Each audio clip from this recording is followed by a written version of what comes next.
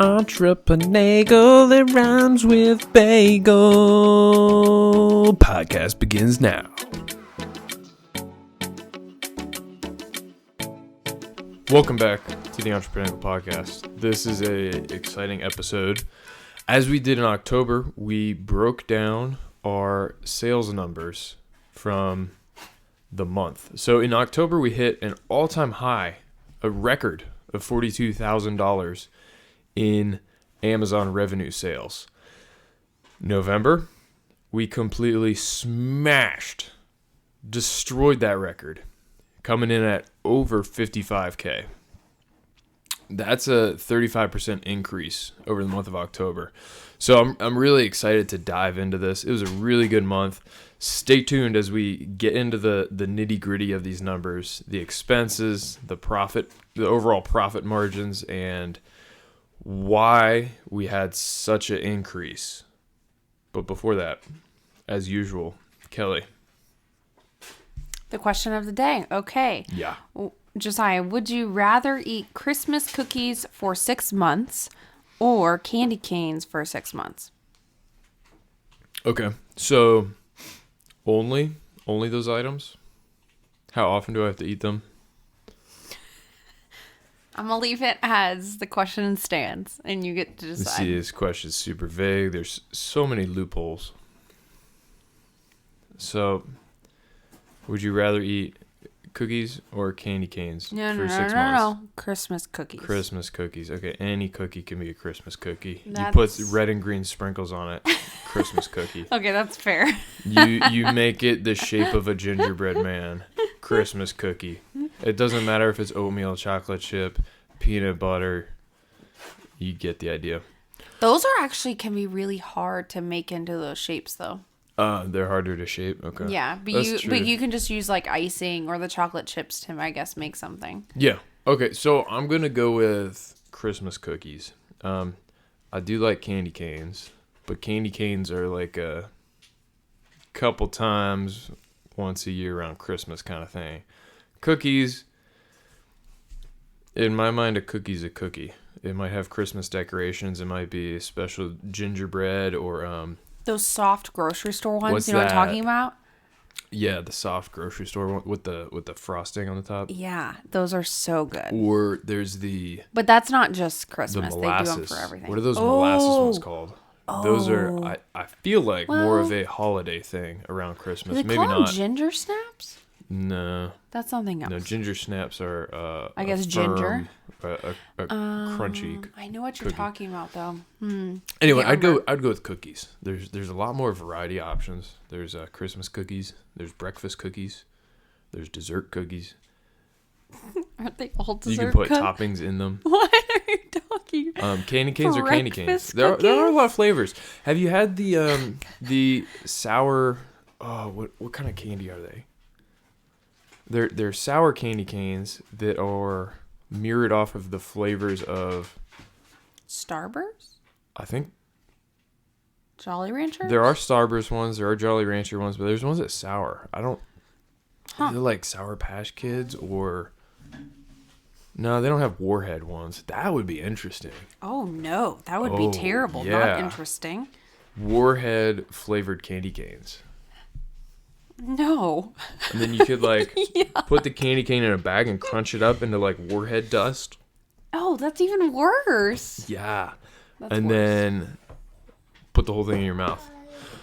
Anyway, final answer, cookies. I think there's a lot more options there. And this question's super vague. Would you rather eat cookies for 6 months, Christmas cookies for 6 months, or candy canes? It doesn't say how many times per day, what else you can eat, if it's once a week. So I'm just going to assume, you got to eat one of these two things at least once a day. And I think candy canes would get pretty old quick. But I could eat a Christmas cookie once a day for 6 months. I would agree with you. Might get tired of it eventually, but could definitely do it longer than candy canes. I think the 3 months before, so starting October, November, December, and then January, February, March, I could eat Christmas cookies. But if I had to eat a candy cane every day or whatever throughout that month for 6 months, I don't know. That I couldn't do. I could seriously probably eat a Christmas cookie every day for 6 months. Happily. Mm-hmm. Happily. Maybe a follow-on question is, for the next 6 months following that, how often would you have to go to the dentist?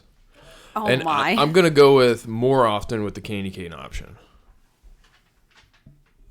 Would you agree?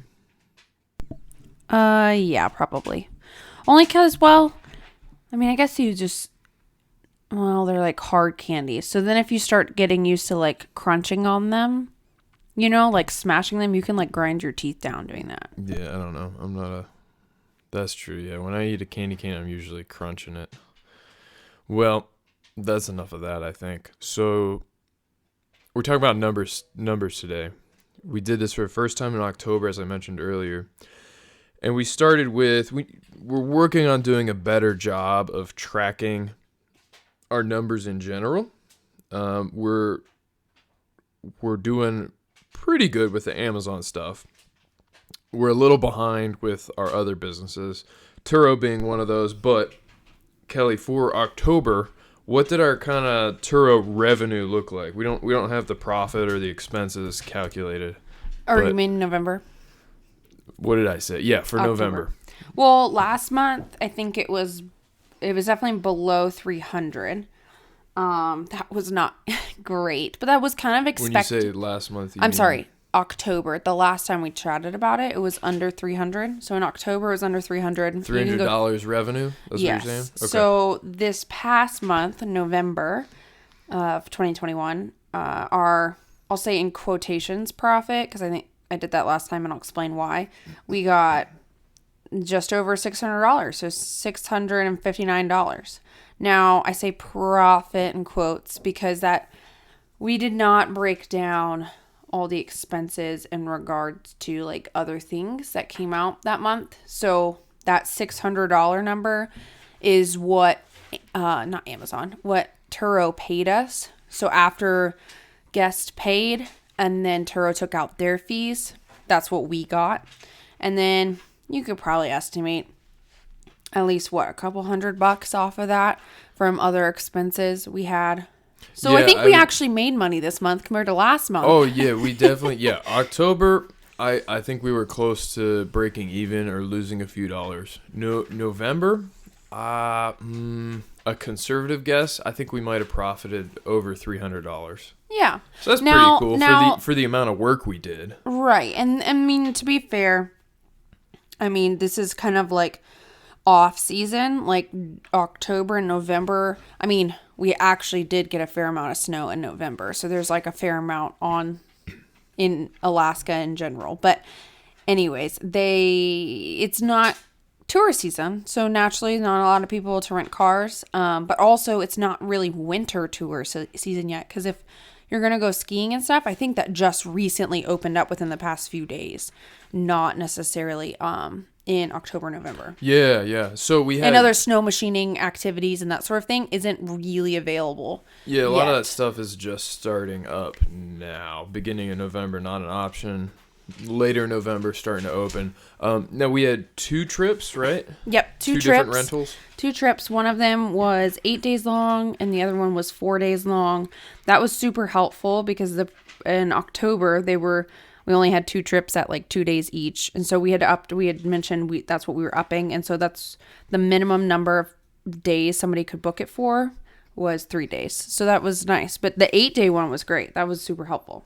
Yeah, and if I remember correctly, both of those trips probably weren't really tourist related because they were around the week of Thanksgiving. If I had to guess, they might have been coming here for family, friends. That 8-day one might have been, or it might have been work related.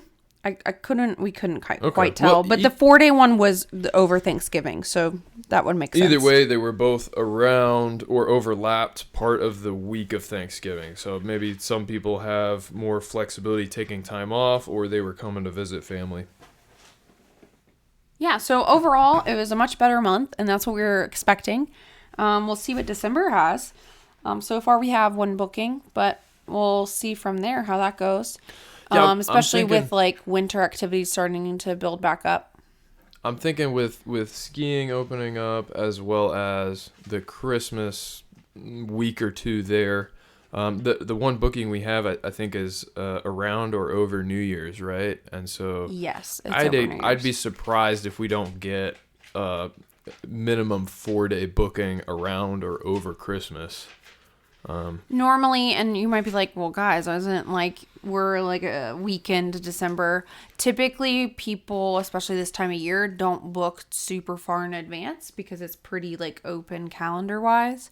And then also at max, people start booking these things 2 weeks in advance. So I would say it's more common like as we get further along to see Yeah. them like shorter term turnaround. If you're anything like me, when we're traveling, usually the rental vehicle is the last thing we book. We do the airfare, then the housing, maybe an activity, and then the vehicle is the last thing we think of. Priority wise, at least for us, that seems least important. There's Well, there's a little more flexibility with that versus Yeah, because normally we've housing. like we don't mind using Uber or we can walk or whatnot depending on where we're at. So okay. And overall the Turo has been great. We've enjoyed it. We're excited for summer. Summer it crushes it for Turo up here. So if you're like, what? How are you like making money at all? Well, we are. It's just not necessarily these months of the year. Yeah, it's kind of an experiment to see what winter looks like for future years and how we want to arrange that business plan accordingly. So now for some big numbers. Yeah, we made $300 in November. We will accept donations. I'll put my Venmo out. No, so e-commerce is heating up. Fourth quarter is insane.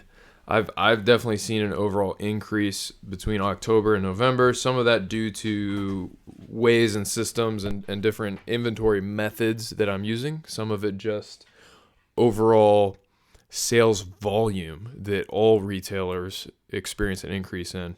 So we have the totals from today are just from one Amazon account, our main Amazon account. We also have a second Amazon account that really just has some used books on there. And then I have a eBay account that has minimal sales, not a whole lot going on there, but we're not including those. Those are, I don't know, a few extra $100 here and there. So how we've been tracking this, and this is a learning process continually for us, but right now we're using Inventory Lab, which integrates with Amazon Seller Central, and that tracks the cost of goods sold for us, as well as pulling out all the other Amazon expenses. And there are quite a few Amazon expenses. Daddy Bezos gets his dollar every time.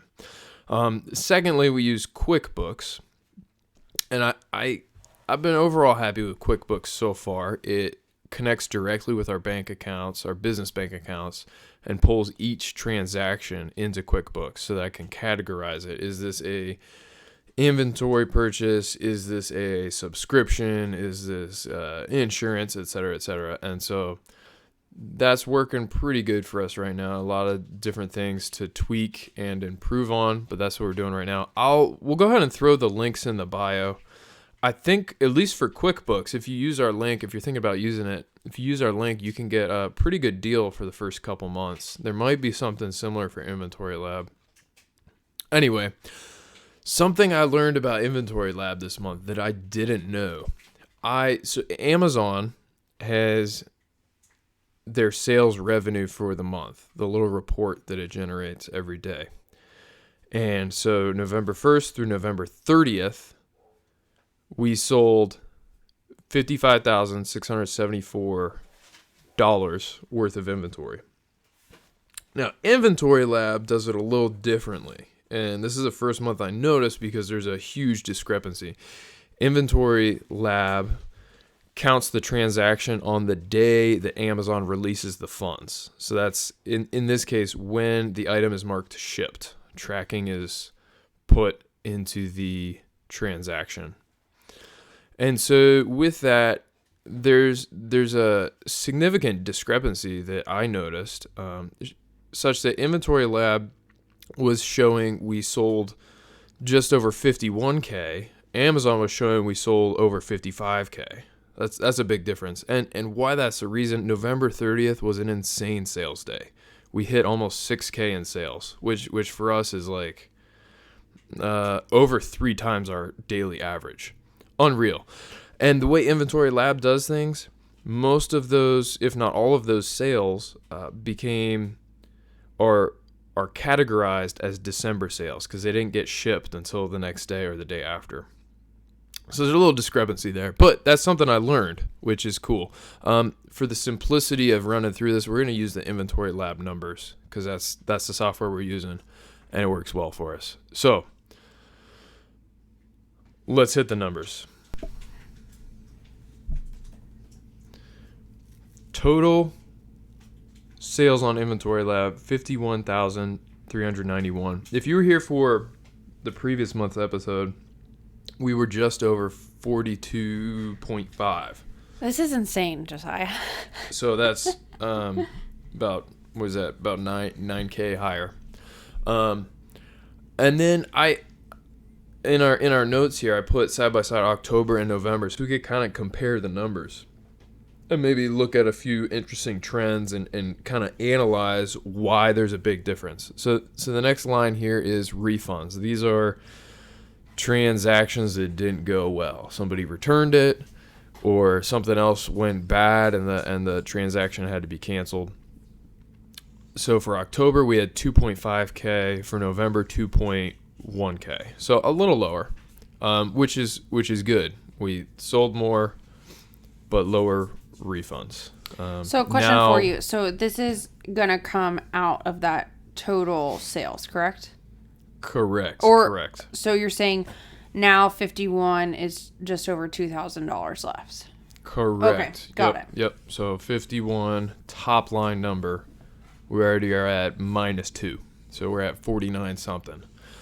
But that number's lower, so that's good. No, that's about on par. That's not bad. I think that's about on par with what we have. You know, that's a nature of any kind of sales thing, and Amazon in particular, I think, has created and condoned entitled customers that are not, they don't like to take responsibility for their own choices. And Amazon is like, that's cool. You can return it. You ordered the wrong size. You wore it for a couple days. You took the tag off. Yeah, full refund. No problem. We're sorry. We'll even give you a gift card. Right. And that's how Amazon operates their business. And that's, you know, pros and cons to that. But they have very loyal customer base who trusts Amazon to do what's right or do what's to the customer's benefit many times, whether or not that is right. And so that's a inevitability, is that a word, of using the Amazon platform. It's but inevitable, yeah. It's something we plan for and know is going to happen. The big line item every month is going to be cost of goods sold. So for November, $23,223 worth of inventory sold, and that's what we paid for those items. That's up by, what is that, like 3.5? Yeah, about 3.5 thousand K higher than October. So you might already notice that we had a huge increase in sales, but the cost of goods not quite as big. And that's really good. That means our margin is better in November. Next line is selling fees. 7,317. That makes sense. We sold more, so there's more fees. Next line, which I find really interesting, is FBA fees, fulfillment by Amazon. Oh, wow. This is for items that were fulfilled from an Amazon warehouse versus me personally fulfilling, packing, and shipping them to the customer. So October is $1,931. November, less than half that, $813. And I'm not exactly sure why, other than, and we'll talk about this a little later. That's $11,000. Oh, $11,000. Oh, $1,100 less. That's crazy. And I think there was an increase in merchant fulfilled sales in November and a decrease in shipments going into FBA. So that's something I might dig into later. What exactly are these FBA fees? And does that Also, is it FBA fees based off the dollar amount of the item or the like quantity, like how many items? Does that make sense? Oh, there's a combination. Okay, This it's a fee combo. is primarily from them actually fulfilling the item. So I'm just wondering. So there is there's a percentage part of the fee. Probably the biggest part of the fee is they take a percentage of the sale value, gotcha. and then to an extent there is somewhat of a flat fee associated with that, I believe. Honestly, I don't know a whole lot. It's a small percentage of the overall sales, so I've never taken the time to really dig into it. It's like worth it in your mind, is what you're Yeah, saying. I mean, $800 out of 51 grand. Yeah. And you didn't have to deal with shipping it? Yeah. Right. The next line here is FBA inventory and service fees. This is, I believe, some storage related costs for in their warehouses as well as shipping items into the warehouses. So this went up a little bit for November. We're sitting at $477. October was about $300. So that's a little over 50% increase. Next one is a kind of a catch-all, other expenses. Most of this is shipping costs for when I personally fulfill it. When I pack and print the label from Amazon myself. October, 1.6K. November, $2,263. So that's an increase of about $600, $700 almost. And I think that goes in that ties into my theory a little bit of merchant fulfilled was a higher percentage of our sales in November, but also we had quite a bit more sales. So that could be it. So with all that categorized together, our total expenses as seen in Inventory Lab, $34,094 for November. Wow. And this isn't a huge increase from October, which is good. October was just under 30K. So about 4.5K higher for November. So that brings us to, if we subtract that expense from the overall revenue, a total profit as seen by Inventory Lab of $15,329. Yes, you did it. Pretty awesome number. Last month that number was at 11 grand.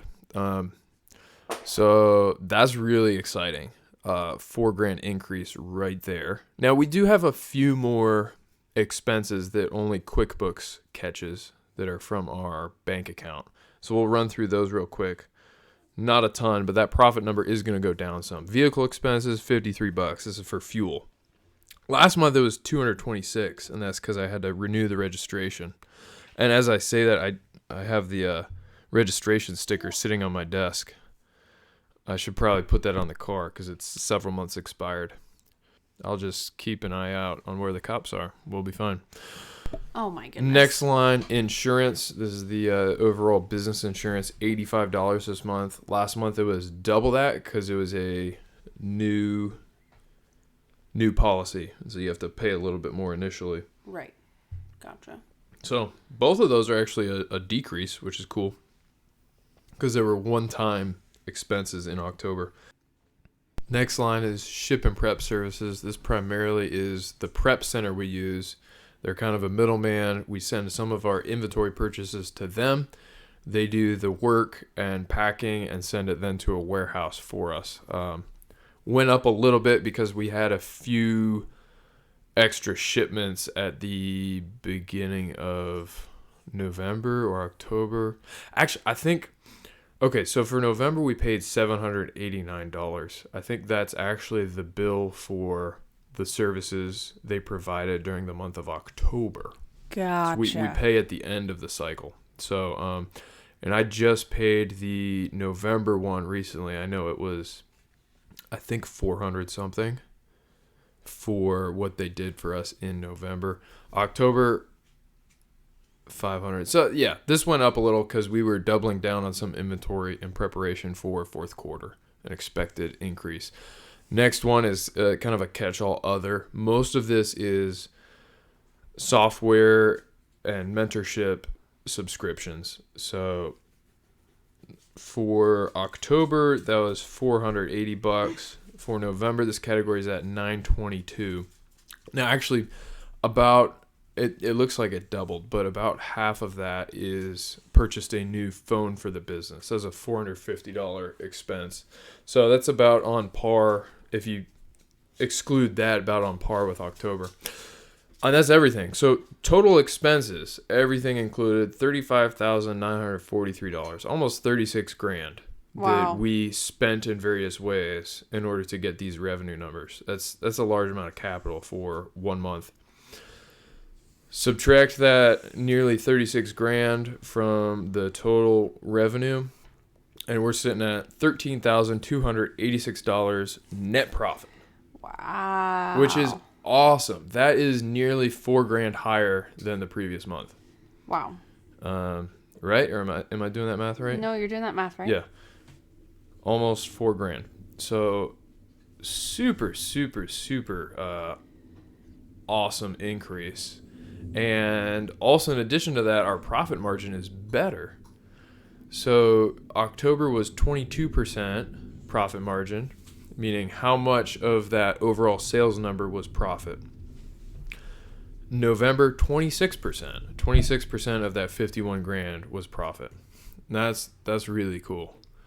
Those are it's really good to be tracking these numbers. This is now only the second month we've done it. So I'm excited about this. I'm seeing how it helps us focus on different aspects of the business, and we can see like, why did such a particular category double this month? And we can think about it. Well, is there a stray transaction that shouldn't have happened, or Right. was that a intentional decision to spend $450 on a new cell phone?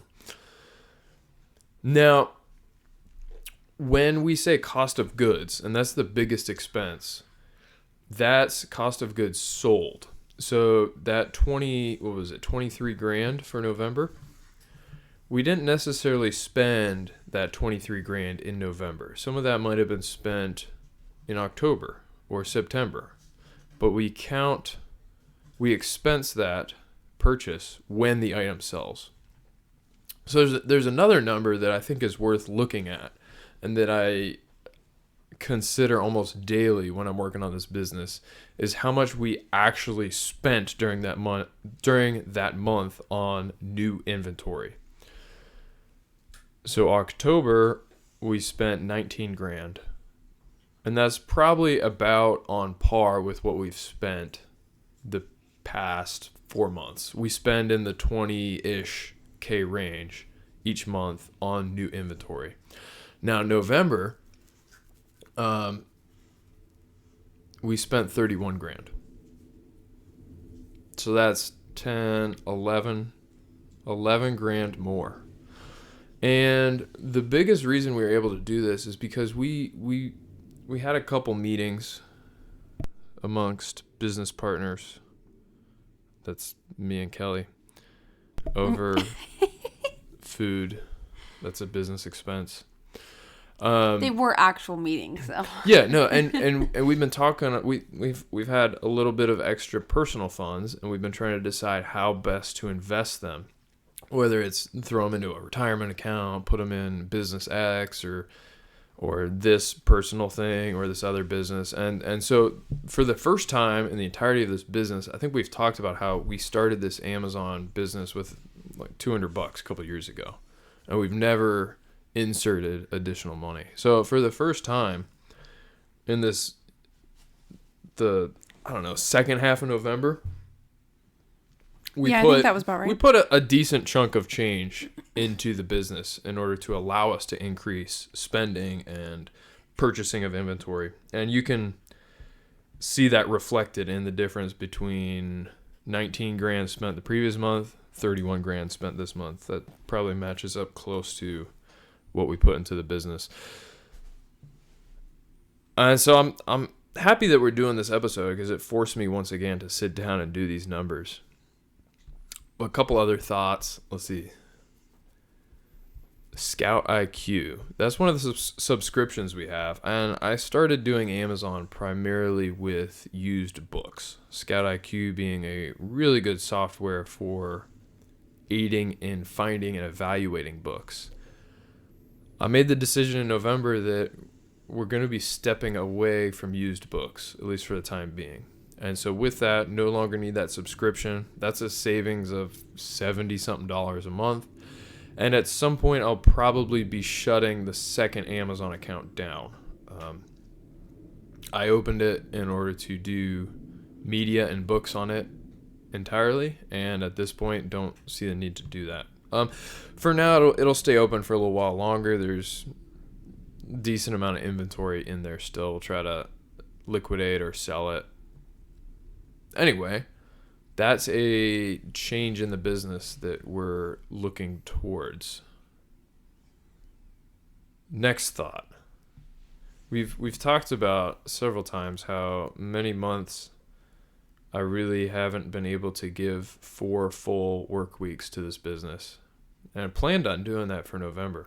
So looking forward to November would be the first month that I would work 4 full weeks, 30 to 40 hours a week dedicated on this business, because fourth quarter is huge for e-commerce. Well, didn't happen again.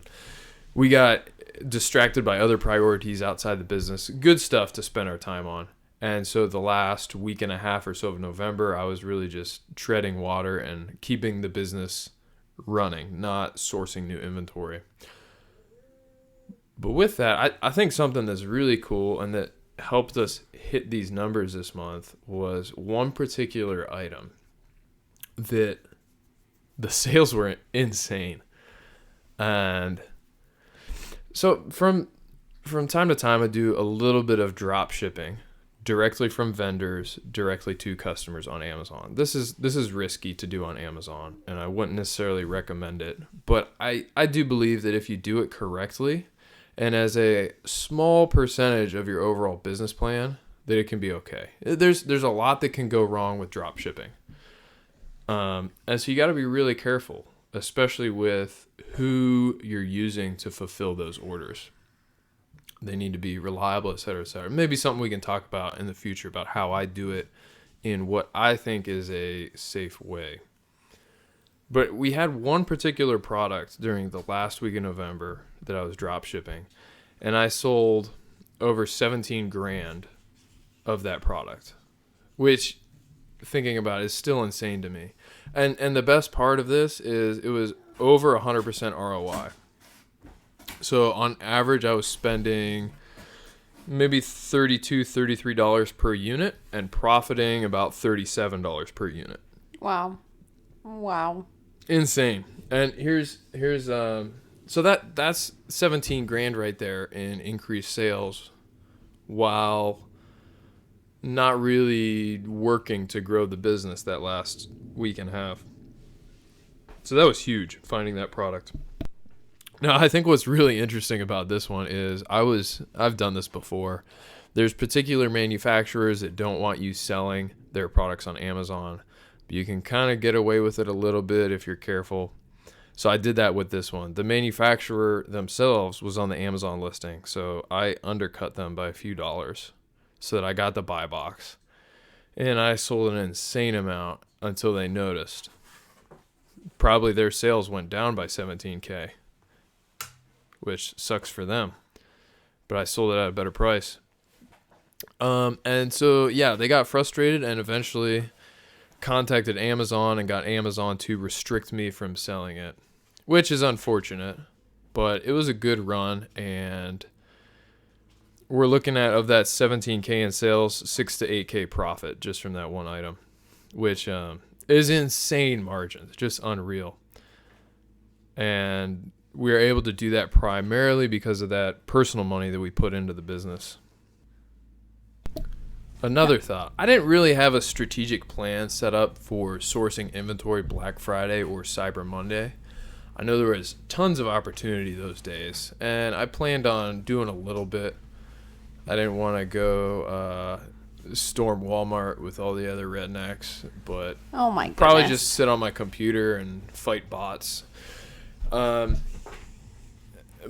I didn't do anything those days. As I said, we had a lot of other stuff going on. So maybe next year that's something to look forward to and plan a little more strategically. I know there was a lot of opportunity to get discounted products and then resell them. The other thing we've talked about is I've had the goal for a few months now. If I hit 15K profit in sales, we'd get an espresso machine. Yes, let's go. A real nice espresso machine. If you look at the numbers up above, did we hit 15K? Well, yes and no. So the way Inventory Lab calculates it, we were at 13,000 and change. But the way I thought Inventory calculated it, we were by far above 15K. Basically, that last day of November, Inventory Lab is showing as December profit. And there's 2 to 3K profit right there. So, because I make the rules, we hit it. We hit that 15K. Let's so I'm go. really excited. That's a huge milestone because the previous month we didn't even break 10K. And this month we're at around 15. So, with that said, if you have any recommendations for a nice espresso machine, I'm going to be looking for one in the next few weeks. Probably under $1,000, but if you can convince me that I need to spend more than that, Oh my. don't twist my arm. Oh my goodness. The next sales goal is 20K profit. The boss man's getting me a smoker, a nice meat smoker. I'm thinking electric, but That sounds tasty. got some more thoughts on that. That's this month. That's a wrap. Any thoughts on that, Kelly? I just talked about boring numbers for a while. Say something interesting. I mean, I like numbers, so I'm not sure if they're boring to me. You're but a nerd. I am a big nerd on numbers. Yeah, I think it's just so significant that, I mean, just looking at these numbers is quite crazy. But to think, okay, did we go over how much we put in or no? It was around a little over 10 grand probably of personal money. Okay, so 10 to 12 maybe. And I doubled that money within a week. yeah, that's what I was going to get at. Like, that's pretty significant. And then, yeah, that was just a crazy part that it was just kind of like, oh, well, there's the money back. Like, we haven't taken it back out because you plan on continuing to use it to invest some more. I mean, until we would like to take it back out again. But, yeah, that's pretty wild that, you know, it wasn't like you used to make 15 and we invested and we made 16. It was like, oh, wow, we used to make like just under 10. And then now, oh, big jump. And like you made it significant jump there with a lot of extra expenditures. So it was pretty impressive, especially that that last that product you found there at the end that you sold like over 17K of. Like that was just wild to me. Yeah, about a year ago, I know December of 2020 was my highest month up until that point, and I think we barely hit 15K in sales for that month. And we just literally made it. We just did that from one product in about a week. Yeah. We smashed that. Well, and then you not only did that, but we're talking like you literally just made that in